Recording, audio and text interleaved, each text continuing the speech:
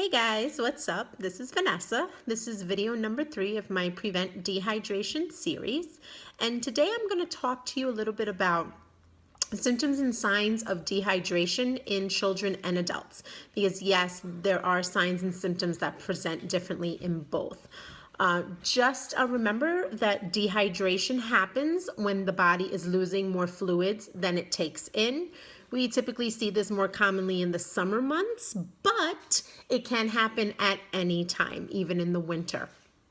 Remember that your body is constantly going through a state of water loss, or liquid loss, I should say. So we have to work at replacing that on a daily basis and making sure that we drink enough water or that we're eating those fruits and vegetables that have that high water content. Being that I do have 3 boys, I'm going to start off talking about the dehydration symptoms in children first.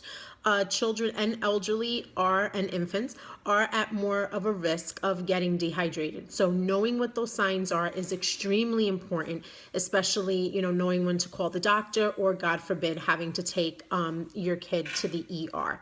So please make sure that if your child is vomiting, has diarrhea, or won't eat or drink anything, or complains, if they can, of severe abdominal pain, that you are on the phone with that doctor ASAP, or you're taking that child to the emergency room ASAP. Some other symptoms, that irritability, if you have an infant or a young child crying uncontrollably, or if they can talk complaining of pain, if they're very, very lethargic, very, very slow moving, they have those sunken eyes, even like for infants, that soft spot right here, if that's sunken in, if there are no tears when the child cries, all of those can be early signs and indications of dehydration.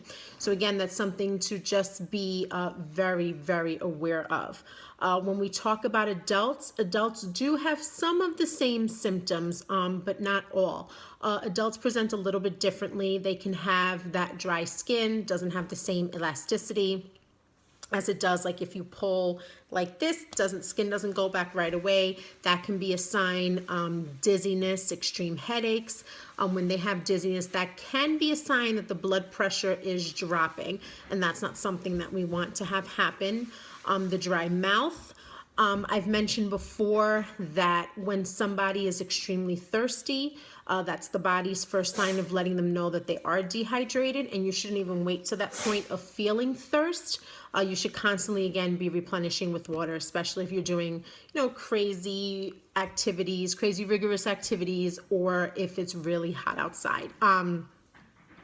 Headache is another indication. And also if you're not urinating as much, or, the output is not as great, or it's more yellowish than normal, those can also be signs.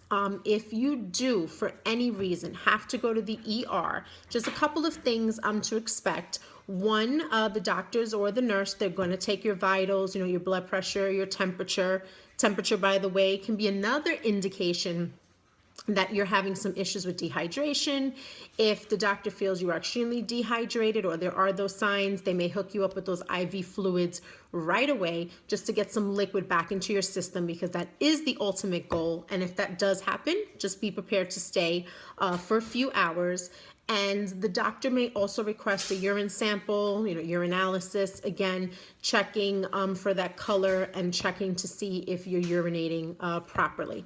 So just remember, I am not a medical professional. This is just a guide for you to help you. So if you do suspect that you or your child or someone in your family is suffering from dehydration or any other medical condition, then I suggest that you seek the help of a medical professional. Okay? Thanks for joining me. Bye, guys.